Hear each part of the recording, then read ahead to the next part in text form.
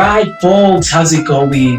It's your man Richie Rich back at it again for another retrospective reviews. Guys, like I said on my last one, all the movie and TV reviews I have done, I do have them in a playlist, that will be right here. Be sure to check it out anytime. And this one, ladies and gents, we look back at one of the biggest gangster crime thrillers. Really express how exuberant, how vibrant, how flashy the nights were, which was New Jack City. On this one, folks, we're doing another review starring the main man, 50-gram Wesley Snipes in this. And this one is came out 2-3 years after New Jack City. It can only possibly be Sugar Hill. It came out in 1994. Definitely, be sure to check me out on social media. As I said, I'm on Instagram, Facebook, and all that. Twitter. All my links will be down in the description. But with that being said, let's get on to this video. Sugar Hill that came out in 1994. What a lot of people gotta know is sometimes if you do research on this online, it will say it was released in 1993, and if you check it on Wikipedia, it says 1994. So what I believe intended to happen is it was scheduled for release in the fall of 1993, but this film actually, as it's been documented, actually got released in the February of 1994. New Jack City really impact, what I mean.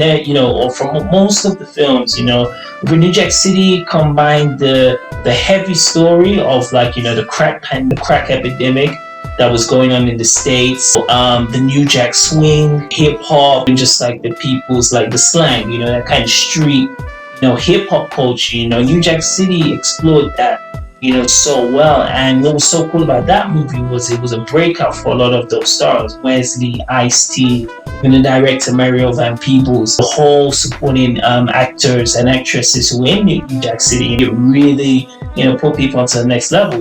And for this film, man, it's it is similar. It's dealing with that, because the setting of Sugar Hill is in New York. It's dealing with how the drugs can really mess up some person's life, and it's also dealing with the gang culture, which is exploring this. But the real big difference from this New Jack City, which I'm going to talk more later, is that Sugar Hill is a very it's such a dramatical piece. It feels like it's a theater. You sometimes feel kind of sad and heartbreaking watching this, whereas man, if you thought I saw New Jack City New Jack City I still actually watched when I was younger, my teens at that time.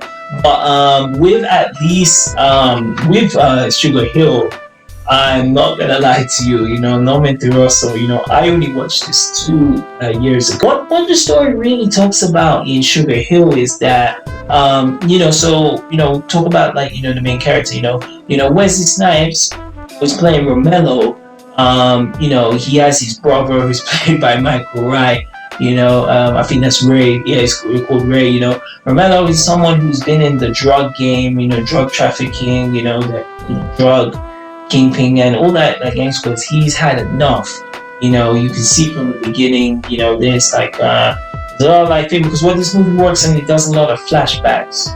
That's one thing New Jack City didn't do too much, what I mean. But this one, it shows a lot of flashbacks of the first scene you're introduced, to Roemello. He's sleeping on the bed, and his mother. His mother is basically asking the two boys, so a younger version of Ray and a younger version of Roemello, to basically tie her up to inject heroin. So she actually basically overdose, intaking too much of the heroin, and she dies right in front of the young boy's eyes. So this leaves such a mark on young Roemello and even Ray. But it's they both grow up in a different way. And when you're introduced to Wesley Snipes Roemello, he's had enough.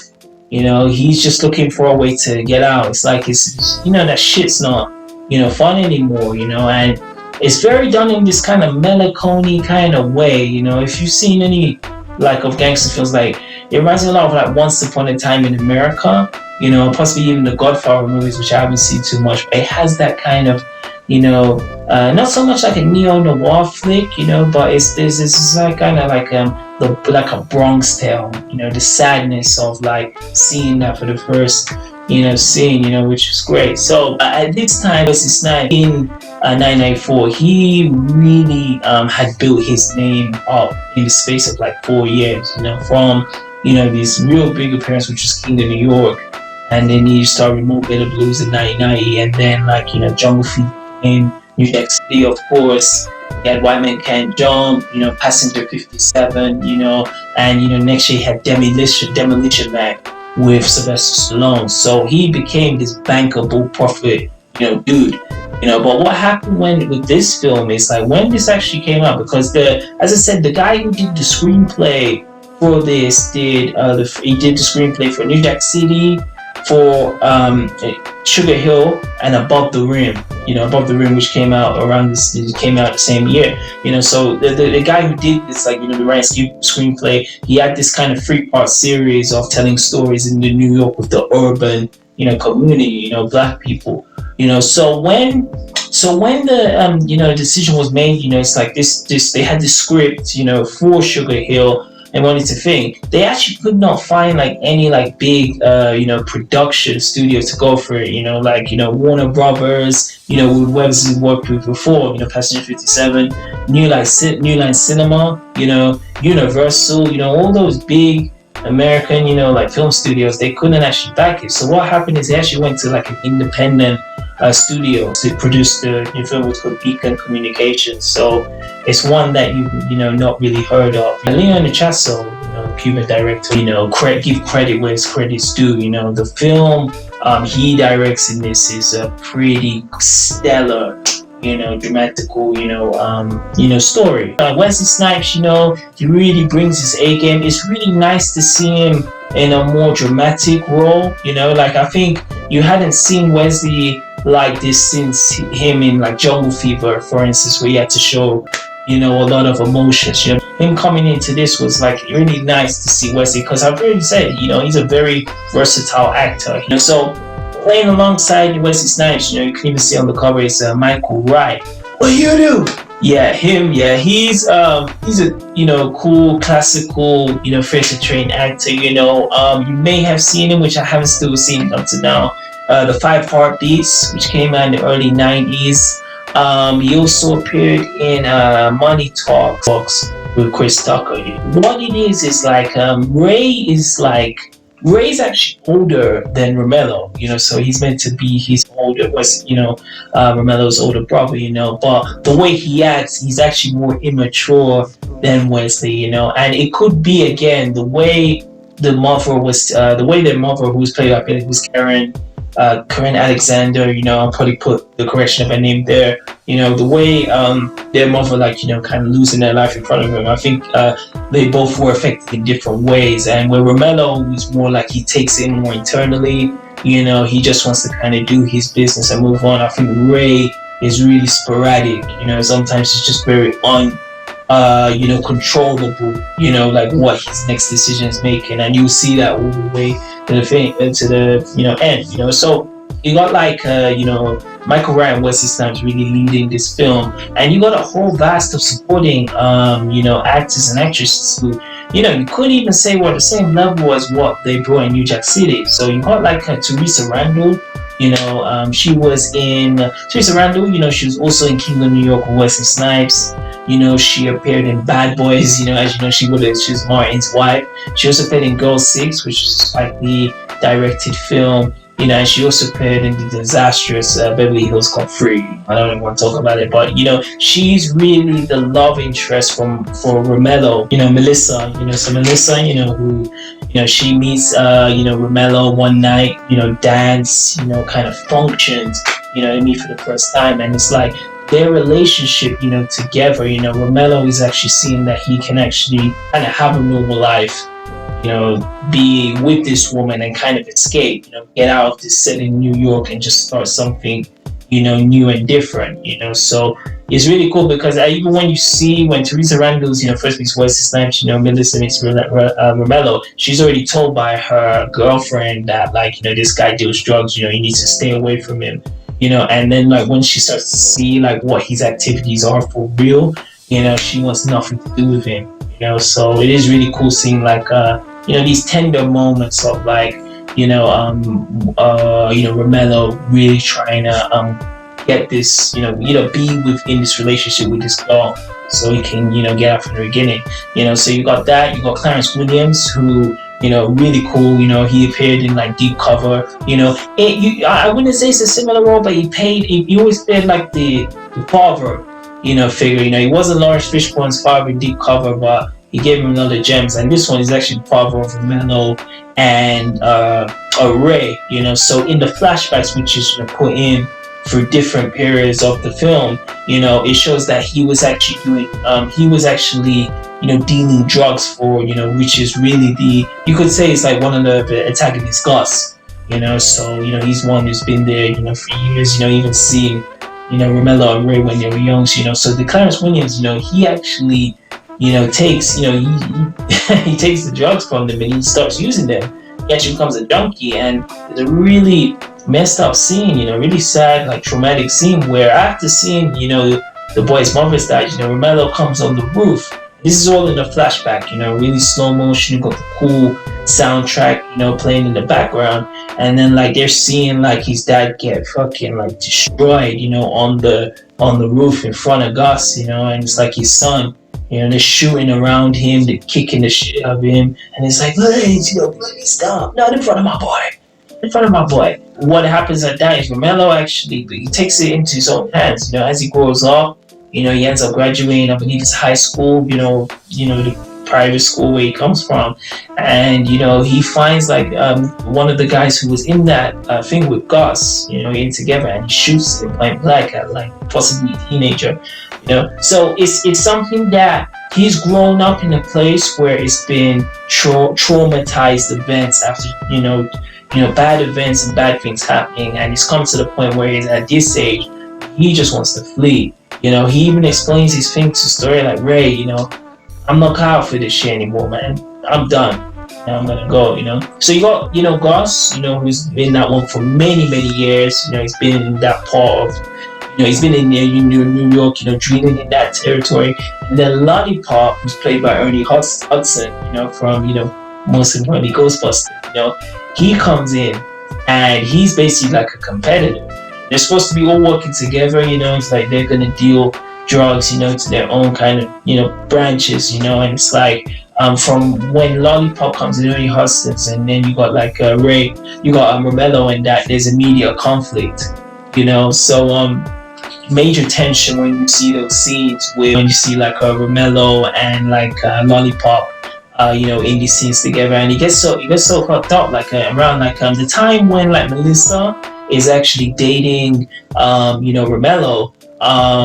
One like scene happens like where like they're both coming out from a date out, and like one of Roemello's friends, like they grew up with big like stocky black guy, Lollipop actually nabbed him, asked him to like provide some information in this kind of like warehouse setting, and he basically torched him. Here Lollipop with his like crew, downs oil over him, light him on fire. And then what's so even brutal, about this is they actually tie him up, on like this kind of like, wires. It's almost like a official and a lamb, and the worst thing is Melissa, Theresa Randle, she was actually witness in this. And that was pretty horrific to see, New Jack City had its like, violence, but to see that was pretty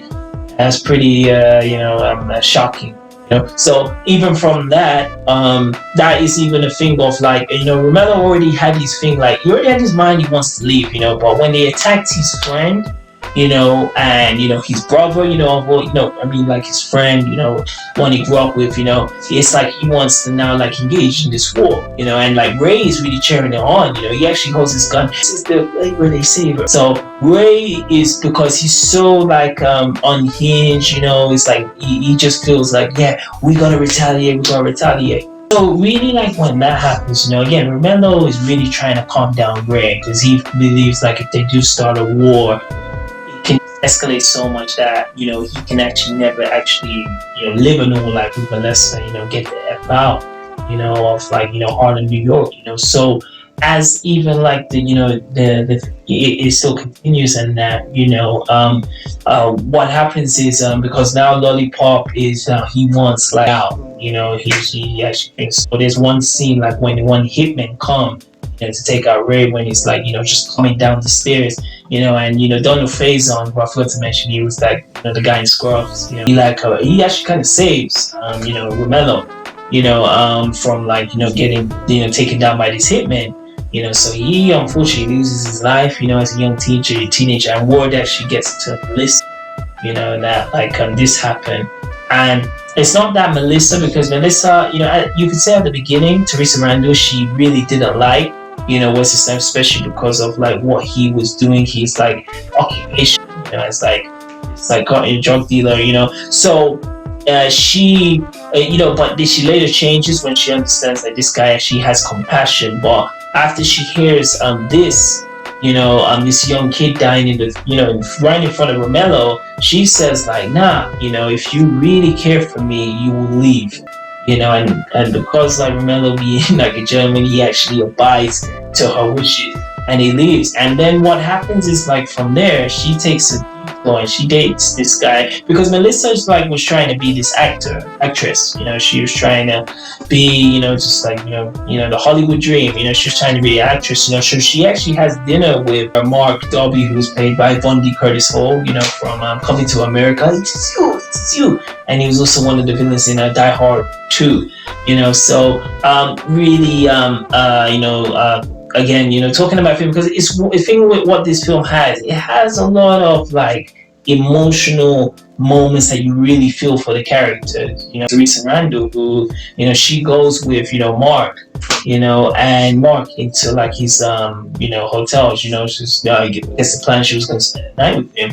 And he was drunk, fucked up, like early on they were at the like restaurant, he bumped into Ray, and Ray doing these little shenanigans, they leave, they go to a place, and he's so, smashed, with the alcohol. They were playing basketball, almost half naked, and like he actually slaps her, like, I know what you want, just want to be an actress. So he slaps her, she's bleeding.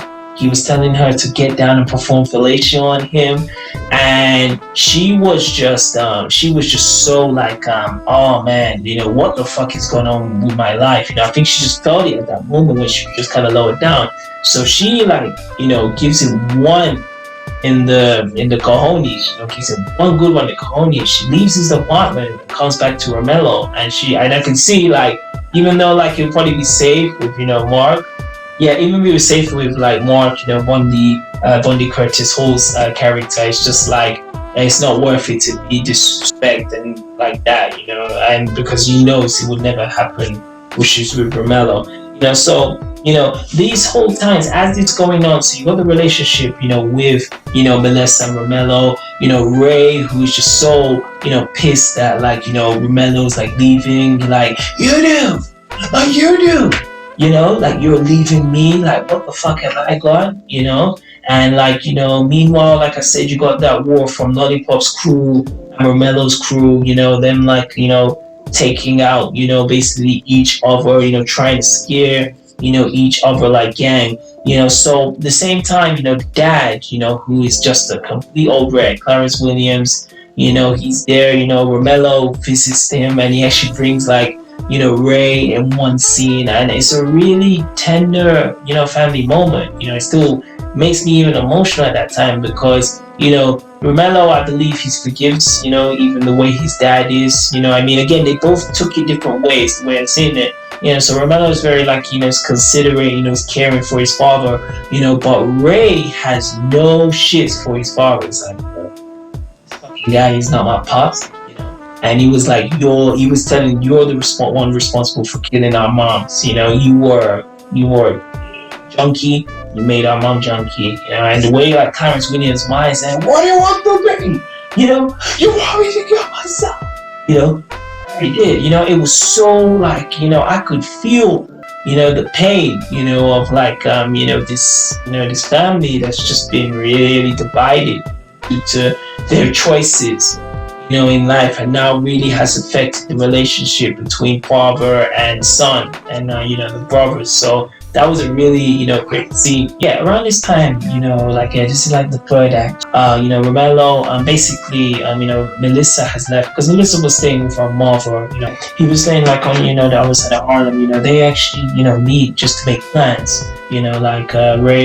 Ray actually, Roemello actually meets Gus, Gus's son, and even Lollipop wasn't there. But he meets them. He meets Gus, and he says I'm not doing this anymore. He's passing everything on to Ray.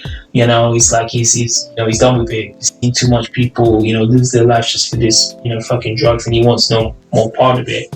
As the night before, they're both about to leave. Roemello and Melissa, they want to stop by their dads, it's called AR, Clarence Williams, after that. And what happens before that, Ray actually got given heroin from one of the guys from, their crew, Roemello's and Ray's unit, so he was actually given heroin. So Ray actually had the idea to go all the way back to where his dad's, apartment is, AR.